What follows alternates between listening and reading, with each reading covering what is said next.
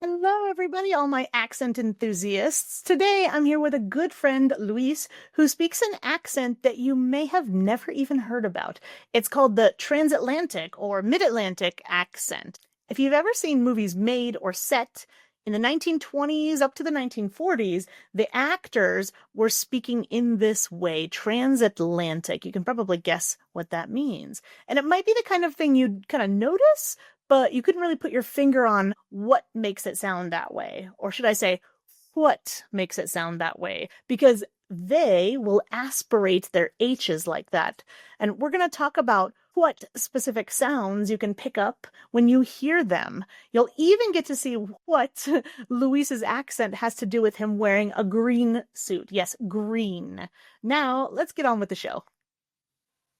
I'm Bianca, your personal American accent coach, and I'm here to help you master an American accent in English because your voice is your choice when it comes to how you sound.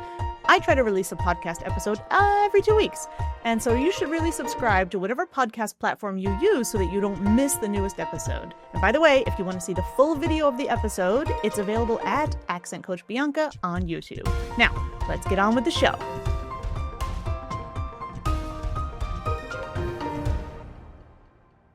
Here we are, and I'm so happy to get actually a friend on the podcast today. And I want to say, welcome, Luis. We're going to talk about the transatlantic accent. And first of all, maybe you can give a little intro about who you are. Thank you for having me, Bianca. Well, I am Mexican. I'm a Mexican medical doctor. Actually, before med school, I went to law school, just in case someone is wondering. Anyway. I didn't even know that about you. We're friends. I didn't even know that. That's great. Almost nobody knows it. I did further studies in Germany, Switzerland, and Austria in terms of herbalism, juicing, fasting, meditation, and so on and so forth. Mm-hmm. And that's what I do for a living.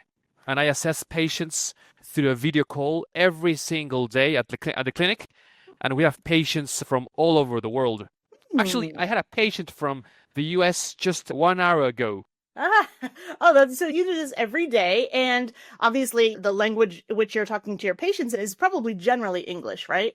I would say 30 or 40% of my patients are from the US, and most of them speak in English, right?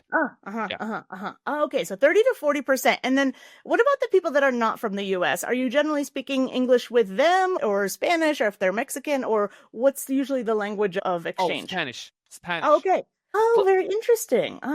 So how interesting, too. I want to point out for the listeners, too, that the name that you used, it starts with an H and it ends with a Y. Do you remember what it was? Herbalism, I believe, because it was the first time I've heard that word. Yeah. I thought it was the right word to describe herbs, isn't it? It very well could be, because, I mean, that's not my field, right? And it was the first time that I saw this, and I thought, well, it must be the right word because I don't know what else it would be. You know? So I was thinking, like, I'm sure you probably know. But here's the thing that I wanted to point out for everybody listening is that you pronounce the H, right? Herbs. You say it in the British manner, whereas most of us Americans would say herbs. And I just thought that was really interesting because it's exactly what we wanted to talk about today. We want to talk about the transatlantic accent. And one thing that is significant between British and American is where we enunciate or aspirate the H sounds, right? And so I thought, oh my God, we already have an example right here. And I wanted to just point that out for everyone who should be listening already. And I wanted to say, like, oh, that's so interesting because there's all these phonological features about it and a little bit of prosody features about what we call the transatlantic accent. But let's talk about what the transatlantic accent is. And some people call it mid-Atlantic. But let's talk a little bit about what it is first and why it's so interesting for you. Because let's actually back up too, because I wanted to say that the reason that we decided to do this podcast was because I was looking through Instagram the other day and I saw this post that said something about how people using the transatlantic accent in old movies, when they messed up their lines, like, what did that look like? Because we have this association of British and by extension transatlantic for people who are very like prim and proper, right? And very distinguished, and they don't make mistakes, right? And if they do, they don't acknowledge them. They certainly don't swear. So I sent this post to you because I was watching people on stage and screen in black and white, and they were making these flubs with their lines, and half the time they would go, "Oh, nuts!" And I just thought it was really funny. And then once in a while, you would hear somebody say, "Oh, God damn it to hell," and they would just like really just start swearing, and it would just seem so counter opposed. I thought it was hilarious, so I had to send it to you because we already know each other, and you're the only person I know who is like, this is a really cool accent, right? We get to choose how we speak. This is how I want to speak. And there's reasons for that. So I thought, oh yeah, let's totally do a podcast episode. So a little background information. And now can you tell us, where did your love affair with this particular way of speaking, where did it begin? Tell us a little bit about that, if you don't mind. It all started when I was 15 years old. Uh-huh. You see, my parents forced me, essentially, to watch a movie starring Cary Grant. Oh, love Cary Grant. Uh-huh. Me too, by the way. And the moment I saw him on the screen, I said, I want to be that guy. As a 15-year-old teenage boy, you were like, exactly. This is me. This is what I want to be. That's my example to follow. And I went down the rabbit hole, and I realized that he was from Bristol, England. And then he moved to the United States. And I read his biography. I have watched all his motion pictures, films, movies, you name it. And I tried to impersonate him at some point in his mannerisms, movements, many things. Nice. I even took dancing classes because he was quite a dancer. No way. Many things. Yes, that's true. Very few people know that. Oh, yeah, I didn't know that. Did you know this? I don't know. You probably know this fun fact, that he didn't have two front teeth. Cary Grant, he had kind of one. Yeah, I'm telling you, I was shocked when I heard this too. So you look at him smiling, and if you look really closely, the pictures are, he just has one front tooth. I'm not kidding. You have to like look really carefully, and once you see it, you can't unsee it. So it's hilarious because we have a friend in common, Dan, and Dan also loves, old movies, and he loves Cary Grant as well, and he's the one who told me about it. So I swear, next time, look at a picture of Cary Grant smiling, and then look at another one, and look at another one. You're like, oh my goodness, he only has one front tooth. It's crazy. So yeah, I show you something, you tell me something, right? About Cary Grant. Yeah, I didn't know that. But when I went through the rabbit hole, I realized that many movie stars from the golden age of cinema will learn the transatlantic accent in order to be friendlier with American audience, with the British audience, and with everybody. Yeah. So I said, I should pick up this accent myself. I know sense. I don't have it. I have not nailed it, not yet, but I will. Eventually, I will. You'll see. Because I know I have a Hispanic accent. I need to get rid of it. And what you mentioned earlier is really important for anybody in any language, right? It's really helpful, I should say, to have models, right? People I want to be like and speak like, right? So for me in Spanish, I mean, it can be really confusing because if I listen to a podcast, I don't know if it's from Colombia. I don't know if I can kind of tell Argentina, right? In that area, I can tell Spain, Spanish, right? I can tell the differences.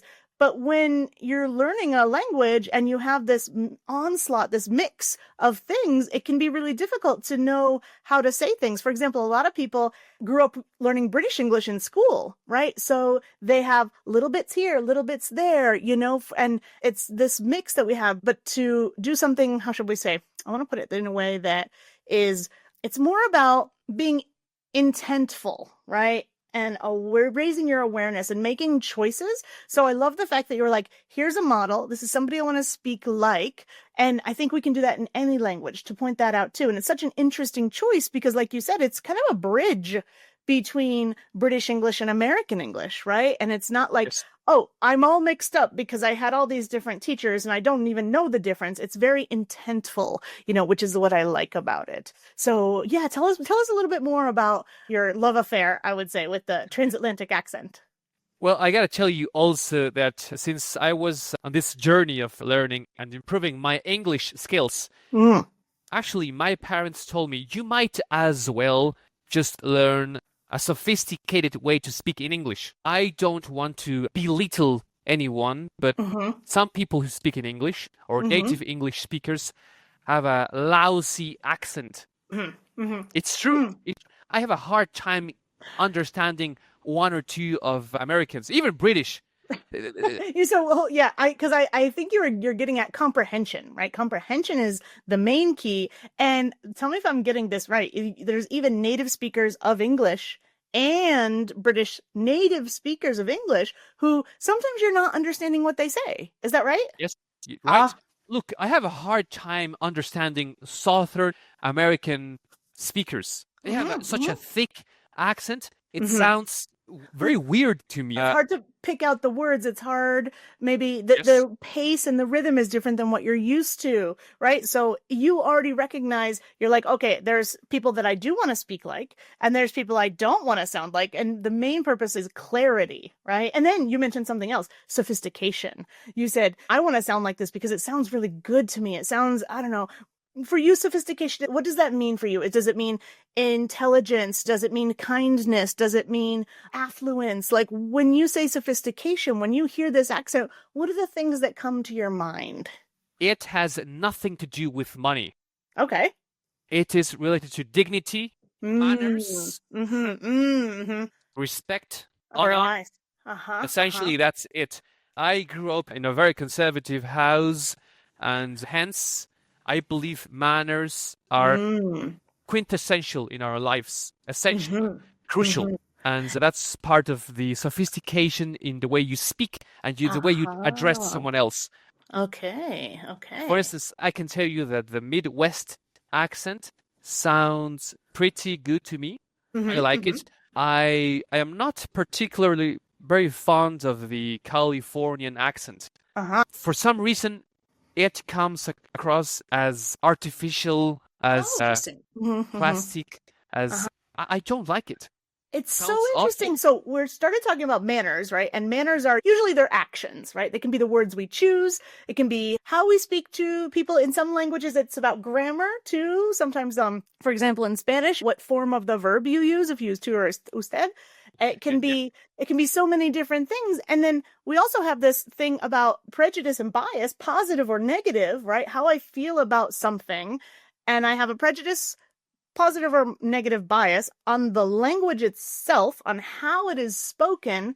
And then I'm connecting that with manners. And to me, that's a really interesting kind of Venn diagram. So it's not about just the actions I do to be polite. It's not just about the words that I choose, right? It's also about, for example, do I say a T sound, right? Do I say bath or do I say bath, for example? So it's interesting to me how those things can influence someone's perception, and how you're choosing to speak the accent. So it goes both ways, right? You're choosing to show this with the choices that you make in your words.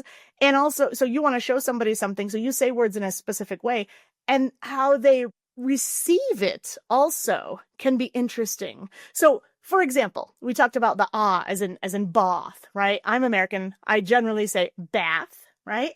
There's another example, your R's, right? We call the American accent is what we call rhotic. And so we say our R's, like I'll say party, right? And you might say like potty. You might even enunciate that T or aspirate the T, right? Absolutely. So we have rhotic versus non-rhotic, right? We have certain vowels. For example, if you were going to negate something and you said the word N-O-T, your vowel in there might sound a little bit different than mine, right? You might round your lips more than I would. For example, you might say not rather than I would say not, for example, right? So to me, the phonological choices and how they're related to perceptions and what you said, like comportment maybe, is really interesting to me, And I think you mentioned you had a couple of stories as well about like, because of this, what interactions have happened to you where it seemed like, oh, this reaction might be because of accent, right? I think you told me about something about a car dealership or something like that. What was that story about? Yes. I have many, many stories I can tell you. For instance, about 6 months ago, I go back and forth to the US because I'm the CEO of a natural supplements business based in Texas. Right. Anyway, I went to San Antonio and I went to the car dealership. And there was this lady, she was probably 75 years old. Anyway, I approached the front desk and I tried with my best English. I want to rent a car. And she went, oh, excuse me, where are you from? And I replied, well, I'm from Mexico. Well, you don't come across as the typical Mexican man. May I see your passport? Yes, of course. She didn't buy it. Face value. She didn't believe you're a Mexican. She didn't buy it. And after talking for, say, 3 or 4 minutes, she went, oh, I like your accent very much. I'm sure you're taking classes. Yes, indeed. And after that, I mean, I asked for the cheapest or the most affordable car. Right.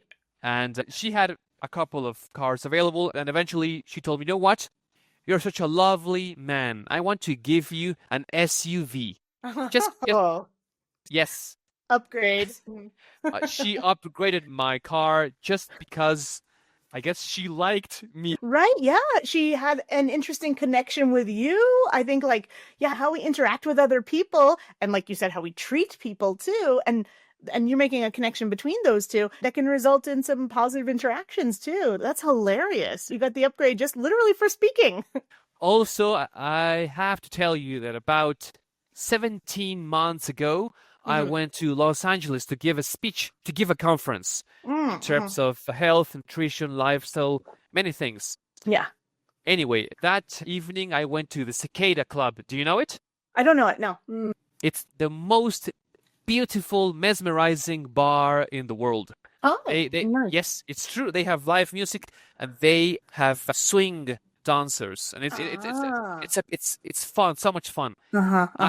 So I saw this beautiful girl, and I asked her to dance with me.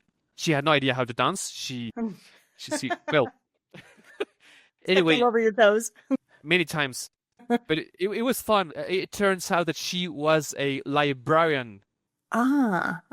Anyway, she loves classical movies, and we started to talk for many for 2 hours or so. Nice. And after that, we dated for about 2 or 3 months. Oh, nice. And it was all because I told her, you know what? I like Cary Grant very much. And she opened her eyes very much.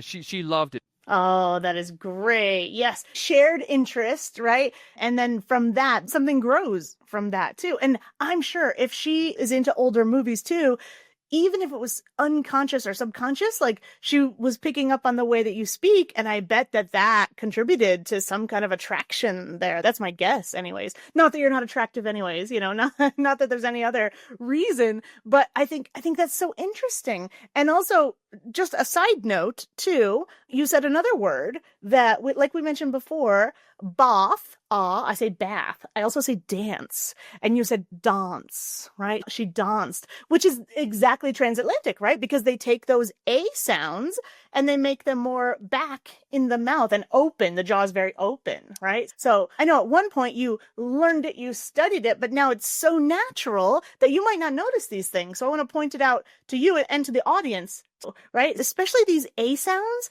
you can always pick out the British versus American for a few things, right? The R's or the absence or the presence of the R's. But number one, vowels. If we pay really close attention to the vowels also, then we can see, oh, is it British or is it US? Because mostly we don't use the transatlantic accent these days, and nobody's born with it. I mean, nobody's born with any accent necessarily. But yeah, just to point that out too, if you listen very carefully, you can hear those little things. Do you know what I mean? Yes. As far as I know, the transatlantic accent is not indigenous to any location.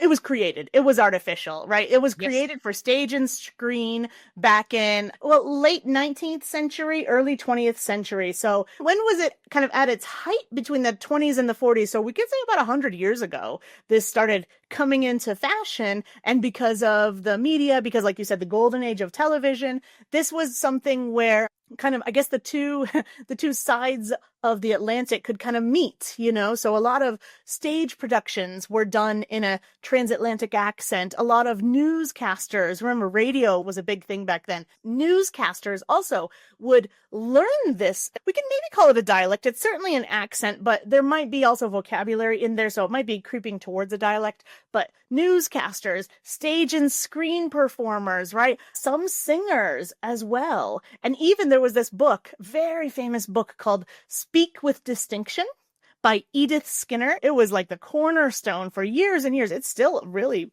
popular, but it would say, to speak for good American speech, quotes, I'm doing air quotes for people who are listening to this and not watching it on YouTube, but air quotes, good American speech at that time was something of a mix, right? So as you said earlier, this was something that people wanted to, how should we say, it was aspirational, right?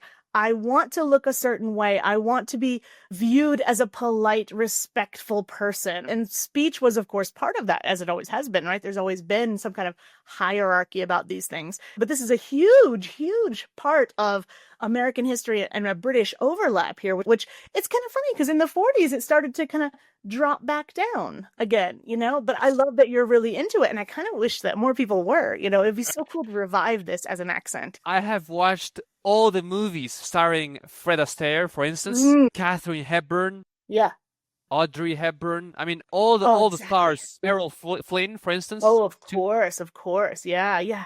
It was a thing. Yeah, they had to, let's say, to be on that level of acting or whatever, it was something they had to learn. It was a skill, that people had to learn. Absolutely. If I may take the example to the extreme, I'm going to give it to your audience. Yeah.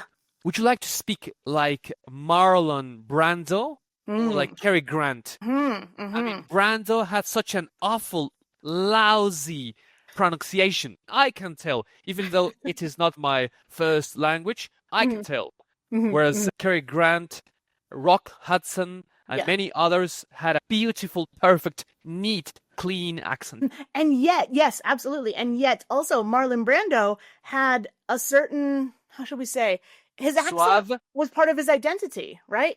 Imagine if Marlon Brando and his friends, who all talk in the same way, imagine if somebody comes into their group speaking a posh, let's say a transatlantic accent, which was posh at the time, they're going to get beat up by Marlon Brando and his buddies, so I think it's partly its identity. It's partly like who you're around, and I think that's something that we can explore too. Like identity. Do you ever feel, getting back to the stories, has anyone said to you, oh my God, you sound so fake. Oh, you don't sound Mexican at all. Has that ever challenged your sense of identity or has it strengthened it, for example? It has strengthened it because, I mean, you can define your identity. I believe so. Look, I am Mexican, but my ancestors are from all over the place. So I don't represent the stereotypical man from this country.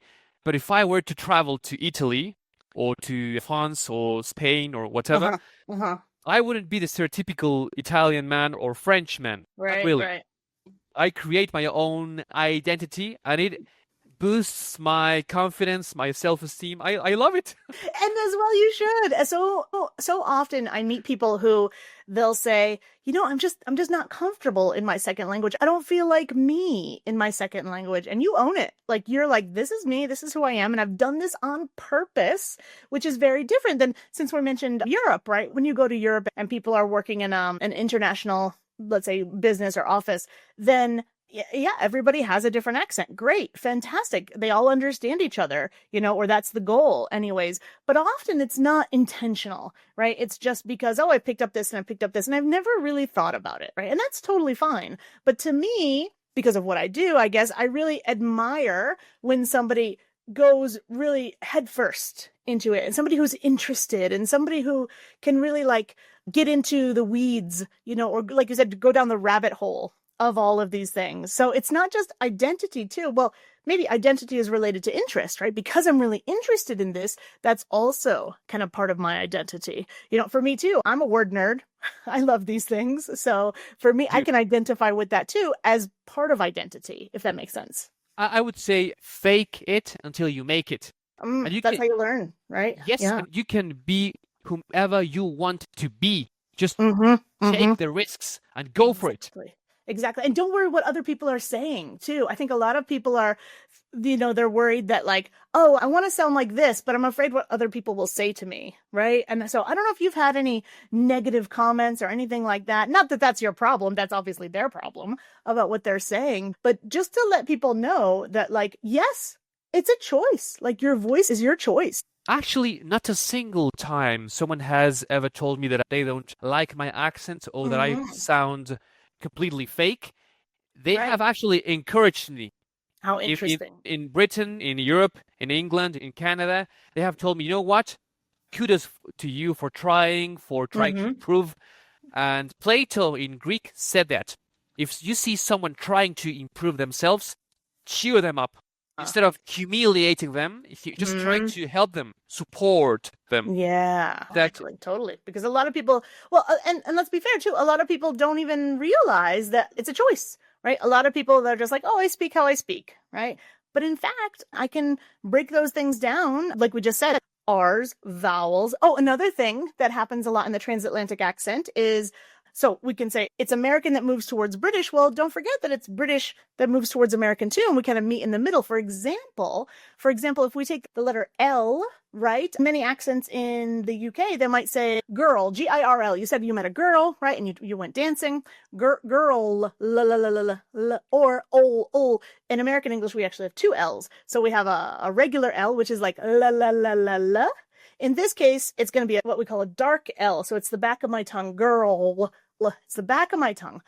But in British English, you have what's called vocalization of an L. So vocal, meaning vowel, and L comes to a vowel. So they take their lips and they round it, and it's kind of like a W. Girl, right? So they're going to round their lips. So British English will take an L, and they'll make it more like a vowel, or semi-vowel, in this case, a W, right? So girl, and they've got some rounding of the lips. That's what the British will do, or many accents in British English. And you can see that come into transatlantic accent. You don't do that in transatlantic accent. An L is an L, right? An L is an L. Whereas, like we said earlier, an R, for me, Americans, an R is an R. But nope, meeting in the middle. R's, we drop our R's, but we do say our L's in a transatlantic accent or mid-Atlantic accent. So you see what I mean? How it's like coming together, and it's something you choose to do on purpose, and it's something you choose to kind of study and break apart. And anyone can do that with any accent. And that's what I think is like the most beautiful thing of all this, you know? yes, you can create your own personality, your identity, your style. And I believe in being myself. I took Cary Grant as an example, but just as means of following someone at some point. Yeah. But eventually down the road, I picked my own accent, my own personality. But that's how we have to start, I would say. Yeah, I'm actually going through the International Phonetic Alphabet right now. The IPA, one of my good friends, IPA, not the beer. Although I do like a beer. And you and I I think we went to a bar once for like a business group thing, like a meetup kind of thing. So next time we go, we're going to have like 2 IPAs and be like, cheers to the real IPA, the International Phonetic Alphabet. It's a lovely, lovely document to go through, although it's quite challenging for a non-native English speaker like me. But I like it. Oh, me too. When people say to me, hey, do I need to know the IPA? Because it's a lot. Like you said, it's very challenging to go through. There's symbols, and you have to understand charts, and you have to understand things.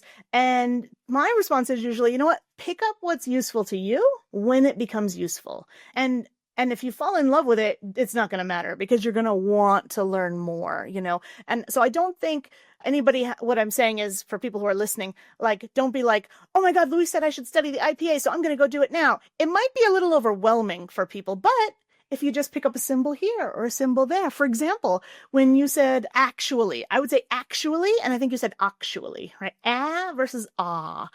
Those are 2 different symbols because they're 2 different sounds. So if your ear picks up on that, what I'm saying is, you don't need to study the whole IPA. Just start picking symbols here and symbols there and be interested. Look at the dictionary. It's right there, you know? We can figure out these things as you go, if that makes sense, right? It does. It does make sense.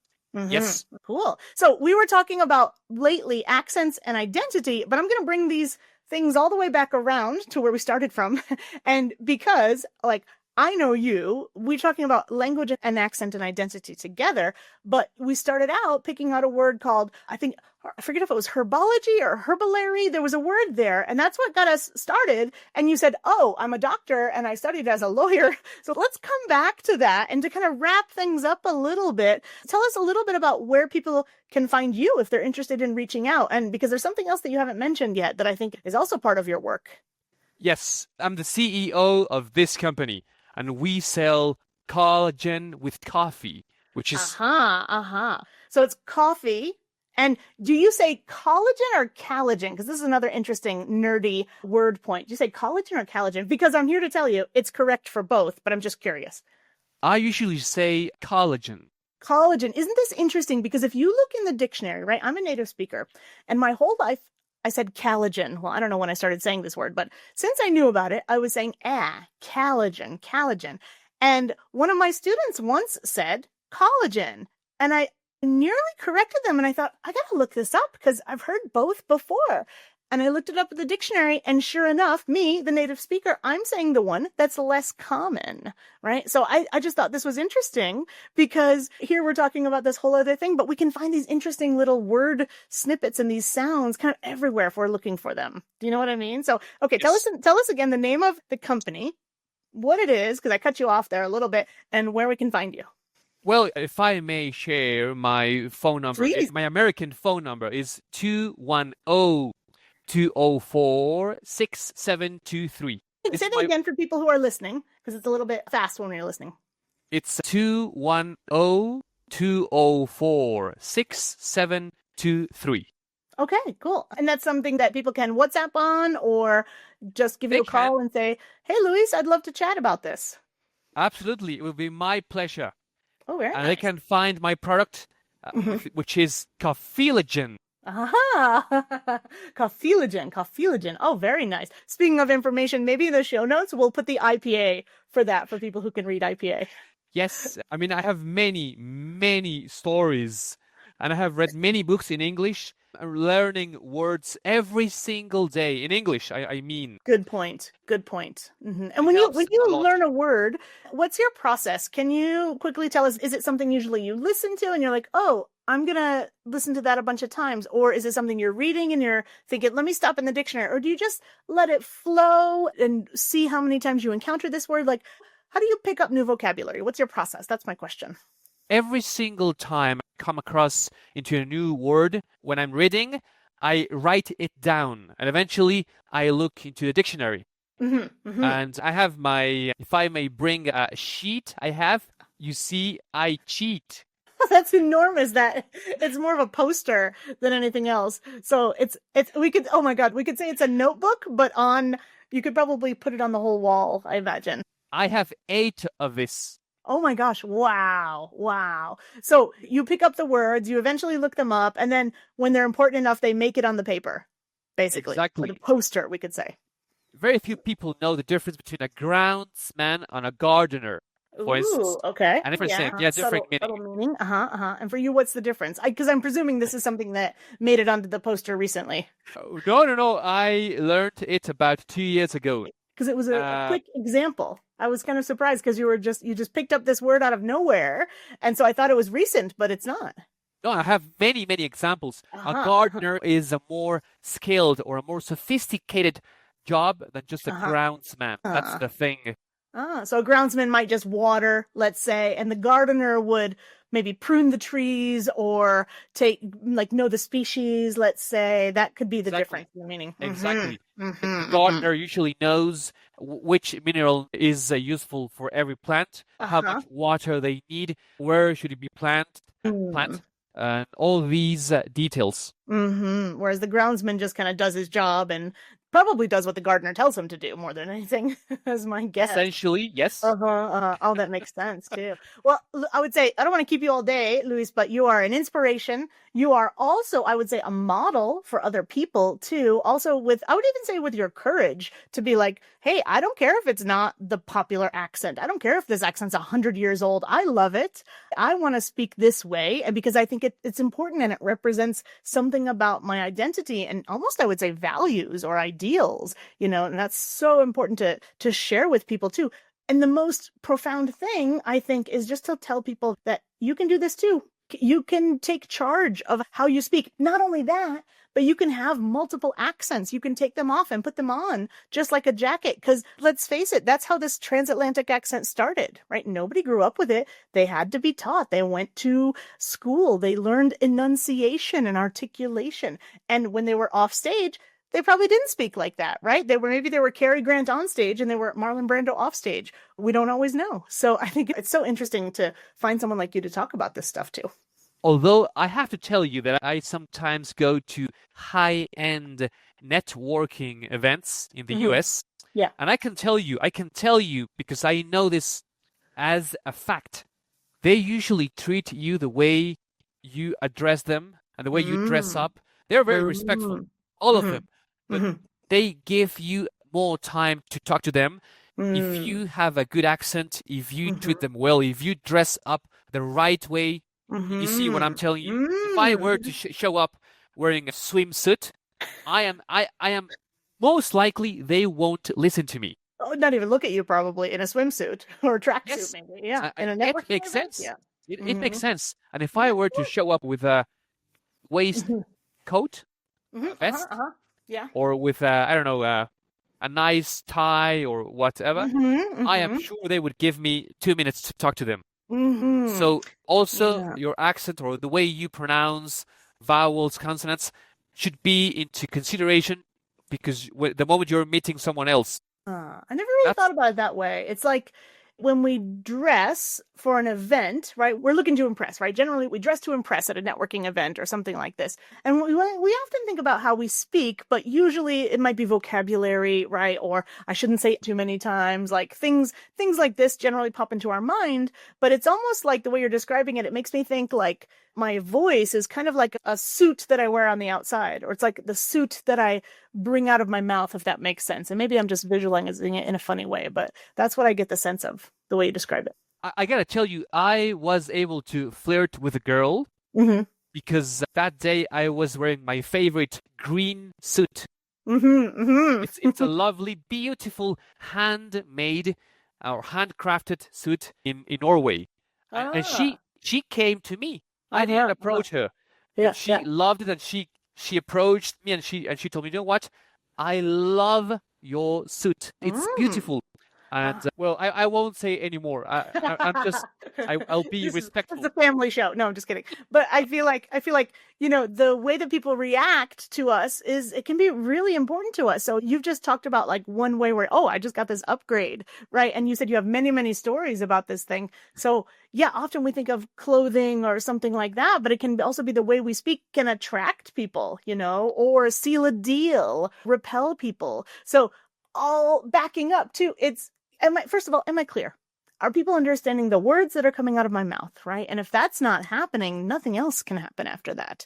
So thinking about communication first, I would say. And then what you're describing is a whole different layer of what I'm communicating. I'm communicating respect. I'm communicating this or that, or I'm communicating that, hey, I am worth your time, or hey, I'm an intriguing person, right? You don't know anything about me except how I speak, right? And so I think that's all super interesting. And a lot of us don't think about that. And this is a really special case because, like we said, it's not an accent that anybody speaks naturally, right? People don't raise their children to speak transatlantic. Or maybe I would. Yeah, I was going to say maybe you would have a partner, and then you would raise your children to speak this way. In the land of Louis, this is how we speak, right? Yes, that could be the case. Yeah, I would encourage your audience to pick up the accent they want. For instance, if they like the Boston accent, go for it. I like it. I truly like it. Or the New York accent. It's challenging for me, but I like it. The diversity is key. Like we're losing a lot of accent diversity simply because, not because it's not understood, but because it's not fashionable, let's say, or something like that. For example, the name of the product you were showing us is I would say, you also say aw, coffee, aw. But in Boston, they say coffee, very likely, right? Or New York, like you said, right? So all these little things that you can pick up on, I think, add to our diversity. And you don't have to be all one or all the other. You know, a lot of people think, oh my God, I have to sound like a native, or I have to sound like an American. No, you don't. You have to be A, comprehensible, and B, you have to figure out what you want to sound like, you know, and pick and choose, because it's a buffet, right? It's not a takeout or drive-through or anything like that. You get to decide all the sounds, right? And we haven't even talked about intonation or anything like that. Maybe that'll be like a second episode that you and I do together, you know? That would be fun. Oh, that would be super fun. Yes. I want to say thank you, Luis, for coming today and sharing with the audience, like, what this experience has been like for you, where it came from, right? What does that even mean? And also sharing some stories today, because it's always really interesting, and it's super rare that I get to talk to somebody with a transatlantic accent, you know? So I want to say thank you. Thank you so much. Thank you. Awesome. And thank you guys for listening today, and we will see you in the next episode. So thanks a lot, guys. Bye.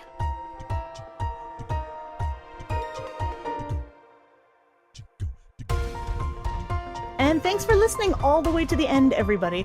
I'm serious when I say that this accent really should come back into fashion. I'm really loving saying what and where.